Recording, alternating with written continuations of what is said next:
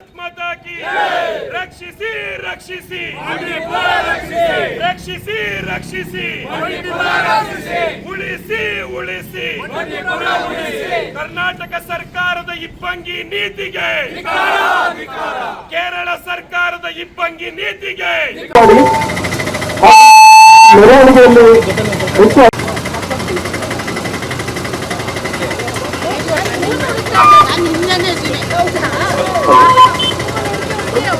ಹತ್ರ ಹೋಗಿ ಮೆಲ್ಲ ಮೆಲ್ಲ ಮೆಲ್ಲ ಮೆಲ್ಲ ಮೆಲ್ಲ ಮೆಲ್ಲ ಮೆಲ್ಲ ಮೆಲ್ಲ ಅದು ಮುಗಿಸ್ಕೊಂಡು ಮಾಡ್ತಾರೆ.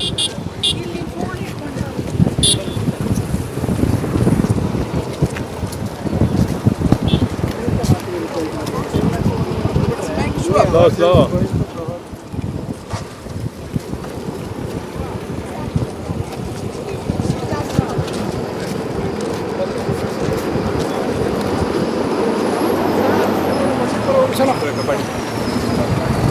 ನಾವು 74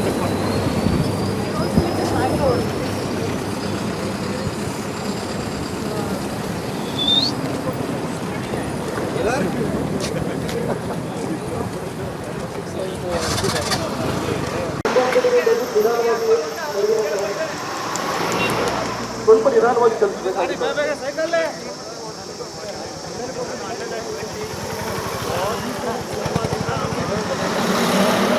ಅತ್ಯುತ್ತಮ ಕಡಿ ಕಾರ್ಯಕ್ರಮಗಳು ಭಾಗವಹಿಸಿದ್ದೀರಾ.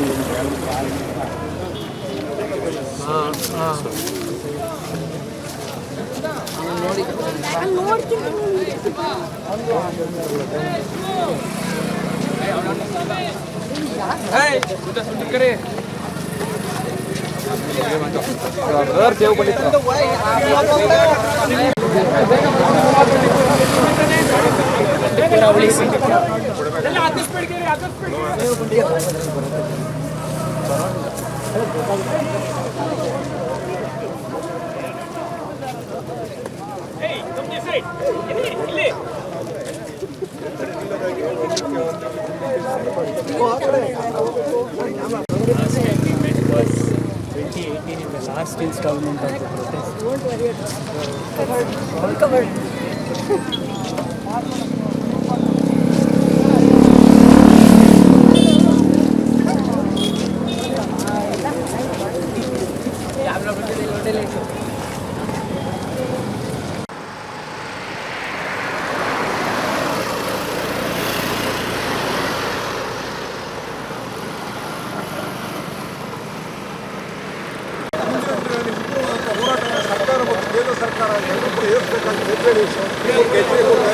ರಾಜ್ಯದ ರೈತರು ಮತ್ತು ಸಾಮಾನ್ಯ ವರ್ಗ ಜನ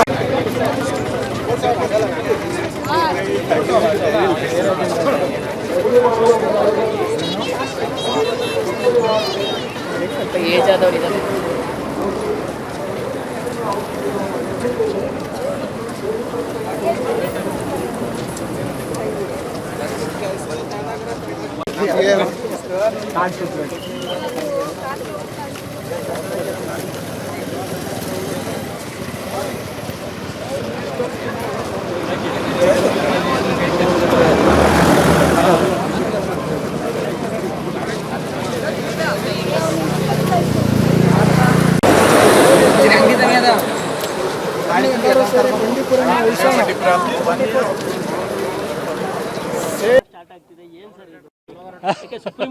ಇಲ್ಲ, ಹೌದೌದು ಹೇಳ್ತೀನಿ. ಈಗ ನಿಮಗೆಲ್ಲ ಗೊತ್ತಿದ್ದಂಗೆ ಸರ್ಕಾರ ನಾವು ಇಲ್ಲಿ ಬ್ಯಾನ್ನ ಲಿಫ್ಟ್ ಮಾಡ್ತೀವಿ ಅಂತ ಹೇಳಿಲ್ಲ. ಮಾಧ್ಯಮಗಳಲ್ಲಿ ಈ ಬ್ಯಾನ್ ಲಿಫ್ಟ್ ಮಾಡೋದ್ರ ಬಗ್ಗೆ ಚರ್ಚೆ ನಡೀತಾ ಇದೆ ಅಂಥೇಳಿ ಕೆಲವು ಮಾಧ್ಯಮಗಳು ಹೇಳಿದ್ದ ಕಾರಣ ಸುಮಾರು ಜನರಿಗೆ ಆತಂಕ ಆಗಿದೆ. ಯಾಕೆಂದರೆ 2009ರಿಂದ 2025ವರೆಗೂ ಯಾವ ರೀತಿ ಸಂರಕ್ಷಣೆ ಆಗ್ತಾಯಿದೆ ಈ ಕಾಡಿನಲ್ಲಿ ಅನ್ನೋದು ಇಲ್ಲಿ ಸುತ್ತಮುತ್ತಲು ಇರ್ತಕ್ಕಂಥ 108 ಹಳ್ಳಿ ಗ್ರಾಮಸ್ಥರಿಗೆ ಇದು ಅರಿವಿದೆ. ಅದೇ ರೀತಿ ಪಟ್ಟಣಗಳಲ್ಲಿ ಇರ್ತಕ್ಕಂಥವ್ರಿಗೆ ಈಗ ಇನ್ನೂ ಹೆಚ್ಚಿನ ರೀತಿಯಲ್ಲಿ ಈ ಆಂದೋಲನ ಮುಂದುವರಿತದೆ. ಈ ಆಂದೋಲನ ಮಾಡಬೇಕೇ ಅಥವಾ ಮುಂದುವರಿಸಬೇಕೇ ಅನ್ನೋದ್ರ ಬಗ್ಗೆ ಮುಂದಿನ ದಿನಗಳಲ್ಲಿ ಸರ್ಕಾರ ಯಾವುದೇ ರೀತಿಯಾದ ಈ ಬ್ಯಾನ್ನ ಲಿಫ್ಟ್ ಮಾಡೋದಕ್ಕೆ ಒಂದು ಹೆಜ್ಜೆನ ಇಡದೇ ಇದ್ದರೆ ಎಲ್ಲರಿಗೂ ಒಳ್ಳೆಯದು ಅಂತ ಹೇಳಿ ನಮ್ಮ ಈ ಸೇರಿರ್ತಕ್ಕಂಥ ಎಲ್ಲ ಏನು ಸಮಾನ ಮನಸ್ಕರಿದ್ದೀರಿ ಅವರೆಲ್ಲ ಕೇಳ್ಕೊಳ್ಳೋದು ಇಷ್ಟೇ. ಇವತ್ತಿನ ದಿವಸ ಏನು ನಡೀತಾ ಇದೆ ಹಾಗೆ ಇದು ನಡ್ಕೊಂಡು ಹೋಗಲಿ. ಅರಣ್ಯರ ಸಂರಕ್ಷಣೆ ಮತ್ತು ಪ್ರಾಣಿಗಳ ಸಂರಕ್ಷಣೆ ಮತ್ತು ಜನರ ರಕ್ಷಣೆ ಎಲ್ಲದೂ ಕೂಡ ಆಗ್ತದೆ. ಈ ಬ್ಯಾನ್ ಲಿಫ್ಟ್ ಆಗಿದ ಮೇಲೆ ಎಷ್ಟೋ ರೀತಿಯಾದ ನಮ್ಮ ಮಾನವ ಪ್ರಾಣಿ ಸಂಘರ್ಷಣ ಬ್ಯಾನ್ ಲಿಫ್ಟ್ ಆಗದೇ ಇದ್ದರೆ ಮಾನವ ಪ್ರಾಣಿ ಸಂಘರ್ಷಣ ಕೂಡ ನಾವು ಹತೋಟಿಯಲ್ಲಿ ಇಡೋಕ್ಕೆ ಸಾಧ್ಯ ಆಗ್ತದೆ. ಇಲ್ಲಾಂದರೆ ಸಂಘರ್ಷಣ ಇನ್ನೂ ಜಾಸ್ತಿ ಆಗ್ತಾ ಹೋಗ್ತದೆ. ಸುತ್ತಮುತ್ತ ಇರ್ತಕ್ಕಂಥ ಗ್ರಾಮಸ್ಥರಿಗೆ ಭಾಳ ತೊಂದರೆ ಆಗ್ತದೆ. ಯಾವುದೇ ಕಾರಣಕ್ಕಾಗಿ ಇವತ್ತಿನ ಪರಿಸ್ಥಿತಿ ಏನಿದೆ ಅದೇ ಪರಿಸ್ಥಿತಿನ ಮುಂದುವರ್ಕೊಂಡು ಹೋಗಬೇಕು ಅಂತೇಳಿ ಇಲ್ಲಿ ಸೇರಿರ್ತಕ್ಕಂಥ ಸಾವಿರಾರು ಜನ ಏನು ಸೇರಿದ್ದಾರೆ ಅವ್ರದ್ದು ಕೂಡ ಇದು ಕೋರಿಕೆ ಆಗಿರ್ತದೆ. ನಾವು ತಮ್ಮ ಮೂಲಕ ಸರ್ಕಾರಕ್ಕೆ ಮನವಿ ಮಾಡ್ಕೊಳ್ಳೋದು ಇಷ್ಟೇ. ನಾನು ಇಲ್ಲಿ ಸುಮಾರು 2 ವರ್ಷಗಳ ಕಾಲ ತಮ್ಮೊಂದಿಗೆ ನಾನು ಕೆಲಸ ಮಾಡಿದ್ದೀನಿ. ಸೊ ಇಲ್ಲಿ ಇರ್ತಕ್ಕಂಥ ತೊಂದರೆಗಳು ಏನು ಇದೇನು ಮತ್ತು ಬ್ಯಾನ್ ಲಿಫ್ಟ್ ಮಾಡಿದ್ರೆ ಆಗ್ತಕ್ಕಂಥ ಆತಂಕಗಳೇನು ಅನ್ನೋದ್ರ ಬಗ್ಗೆ ಅರಿತುಕೊಂಡು ನಾನು ಈ ಬ್ಯಾನ್ ಲಿಫ್ಟ್ ಮಾಡಬಾರ್ದು ಅಂತೇಳಿ ತಮ್ಮಲ್ಲಿ ಕೇಳ್ಕೊಳ್ತೀನಿ. ತಮ್ಮ ಮೂಲಕ ಸರ್ಕಾರಕ್ಕೂ ಕೂಡ ನಾನು ಕೋರ್ಕೊಳ್ತೀನಿ.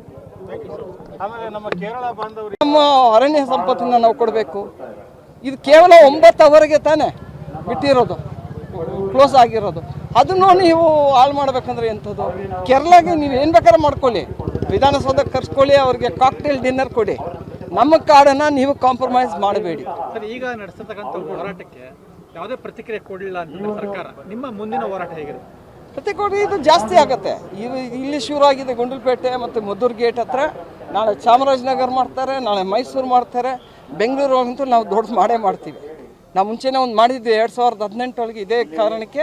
ತಿರ್ಗಾ ಮಾಡಬೇಕಾಗಿದ್ರೆ ಮಾಡ್ತೀವಿ ನಾವು ಬೆಂಗಳೂರೊಳಗೆ. ಯಾಕಂದರೆ ನಾವು ಕೇಳ್ಕೊಳ್ಳೋದು ಸರ್ಕಾರಕ್ಕೆ, ಈಗ ಜನ ಇರೋದು ಪರದಾಡ್ತಿದ್ದೀವಿ.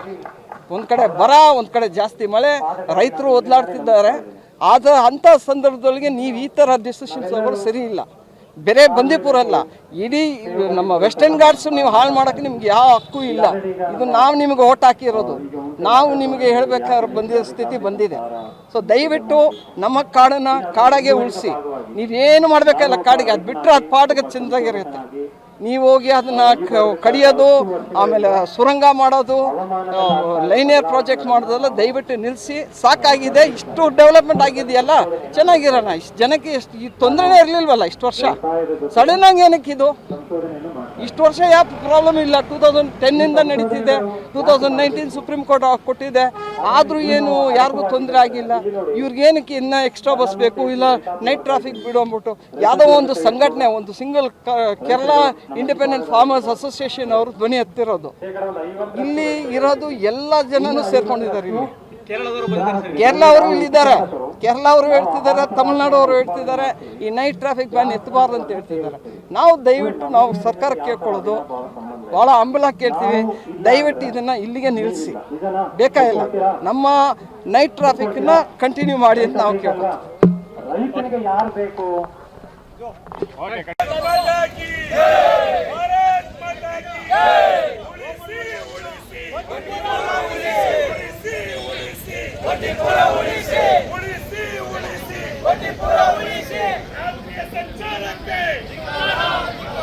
ರಾತ್ರಿಯ ಸಂಚಾರ ಮಾಡಲು ವ್ಯವಸ್ಥಿತ ಸಂಚು ರೂಪಿಸುತ್ತಿರುವ ಎರಡೂ ಸರ್ಕಾರಕ್ಕೆ ಸಂರಕ್ಷಿಸುವುದಾಗಿರುತ್ತದೆ. ಆ ದೃಷ್ಟಿಯಿಂದ ಬಂಡೀಪುರವನ್ನು ಉಳಿಸುವ ಅಭಿಯಾನಕ್ಕೆ ನಾವೆಲ್ಲ ಕೈ ಜೋಡಿಸಬೇಕು. ನಾಳೆ ನಡೆಯುವಂತ ಪ್ರತಿಭಟನೆಯಲ್ಲಿ ನಾವೆಲ್ಲ ಭಾಗಿಯಾಗಬೇಕು ಅಂತ ವಿನಂತಿಸಿಕೊಳ್ತಾ, ಮತ್ತೊಮ್ಮೆ ಬಂಡೀಪುರವನ್ನು ಉಳಿಸುವ ಪ್ರತಿ ಹೆಜ್ಜೆಯಲ್ಲೂ ಕೂಡ ಈ ಸುತ್ತಮುತ್ತಲಿನ ಗ್ರಾಮಸ್ಥರು, ಅರಣ್ಯದಂಚಿನ ಗ್ರಾಮಸ್ಥರು ಭಾಗಿಯಾಗಬೇಕು ಅಂತ ವಿನಂತಿಸಿಕೊಳ್ತಾ, ಇದರ ಪ್ರತಿಭಟನೆಯಲ್ಲಿ ಭಾಗವಹಿಸಿ ನಮ್ಮ ಆಕ್ರೋಶವನ್ನು ಸರ್ಕಾರಕ್ಕೆ ಮುಟ್ಟಿಸಬೇಕಾಗಿತ್ತು. ಹಾಗಾಗಿ ಇವತ್ತು ರಸ್ತೆ ತಡೆಯನ್ನ ಮಾಡಿ ರಾಷ್ಟ್ರೀಯ ಸರ್ ಹೇಳಿ ಸರ್, ಇವತ್ತು ಹೋರಾಟದ ಬಗ್ಗೆ ಏನು ಹೇಳ್ತೀರಿ? ಪರಿಸರವಾದಿ ಇವತ್ತು ಪರಿಸರವಾದಿಗಳು ಹೋರಾಟ ಮಾಡ್ತಿರೋದು ಏನು, ನಮ್ಮ ಬಂಡೀಪುರ ಉಳಿಸಿ ಅನ್ನೋದು ಸ್ವಾಗತಾರ್ಹ. ಆದರೆ ಅದರಲ್ಲಿ ಏನು ನಿಜಾಂಶ ಇದೆ ಅನ್ನೋದು ತಿಳ್ಕೊಬೇಕು. ಇವತ್ತೇನು ಕೇರಳದವರು ನೈಟ್ ಬ್ಯಾನ್ನ ಕಂಪ್ಲೀಟ್ ಬ್ಯಾನ್ ಮಾಡಿ ಲಿಫ್ಟ್ ಮಾಡಿ ನೀವು ವೆಹಿಕಲ್ಸ್ನ ಈಗೇನು ಓಡಾಡ್ತಿದ್ದಾವೆ ಬೆಳಗ್ಗೆ ಹೊತ್ತು ಆ ಥರ ಓಡಾಡಿ ಅಂತ ಅವ್ರೇನು ಓಡಾಡಿಸಿ ಅಂತ ಕೇಳ್ತಿಲ್ಲ. ಅವ್ರ ಡಿಮ್ಯಾಂಡ್ ಏನಿದೆ ಅಂದರೆ ಬಸ್ಗಳೇನಿದೆ ಅದೇ ಒಂದು ಎಕ್ಸ್ಟ್ರಾ ಮಾಡಿ ಇನ್ನೊಂದು 4 ಬಸ್ ಕೊಡಿ ಅಂತ ಅವ್ರ ಡಿಮ್ಯಾಂಡ್ ಇದೆ. ಅಷ್ಟು ಬಿಟ್ಟರೆ ಅವರು ನೈಟ್ ಟ್ರಾಫಿಕ್ನ ಬ್ಯಾನ್ ಮಾಡಿ ಕಂಪ್ಲೀಟಾಗಿ ರೆಗ್ಯುಲರ್ ಯೂಸೇಜಿಗೆ ಕೊಡಿ ಅಂತ ಅವ್ರೇನೂ ಪ್ರಸ್ತಾವ ಮಾಡಿಲ್ಲ. ಏನೊಂದು ಅಫಿಡವಿಟ್ ಬಗ್ಗೆ ಚರ್ಚೆ ನಡೀತಿದೆ ಸುಪ್ರೀಂ ಕೋರ್ಟಲ್ಲಿದೆ ಅಂತ, ಅದರದ್ದು ಆಗಲೇ ಮಿನಿಸ್ಟರ್ ಸ್ಪಷ್ಟನೆ ಕೊಟ್ಟಿದ್ದಾರೆ. ಅದು ನಾವು ಇದಾಗಿದೆ,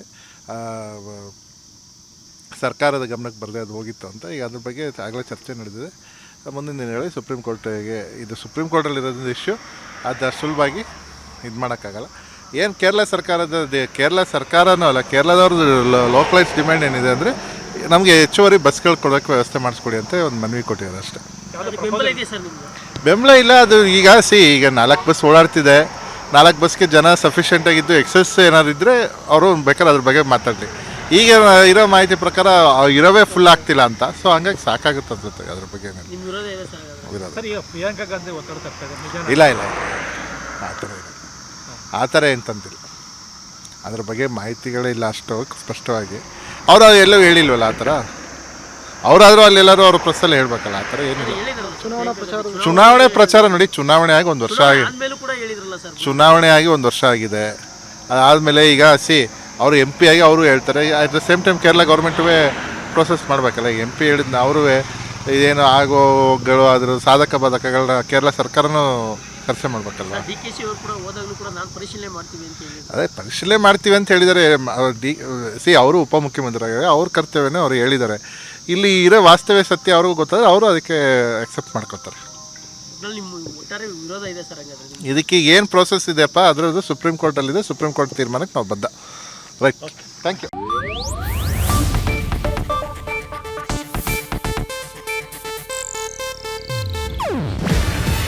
ಇದು ಏಷ್ಯಾನೆಟ್ ನ್ಯೂಸ್ ನೆಟ್ವರ್ಕ್ ಪ್ರಸ್ತುತಿ. ನೀವು ನೋಡ್ತಿದ್ದೀರಾ ಏಷ್ಯಾನೆಟ್ ಸುವರ್ಣ ನ್ಯೂಸ್.